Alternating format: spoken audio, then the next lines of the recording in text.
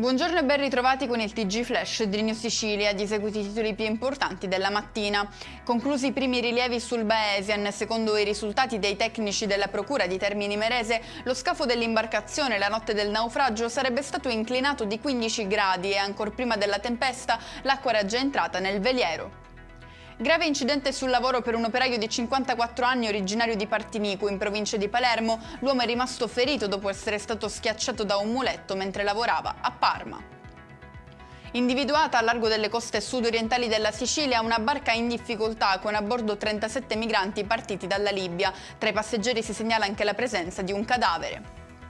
Legato a una sedia, percosso con un frustino e sottoposto alla rasatura forzata di capelli e sopracciglia come punizione per un debito di droga. È successo a Catania, precisamente in una stalla abusiva situata nel quartiere Villaggio Sant'Agata. 3 uomini finiti in manette con l'accusa di tortura.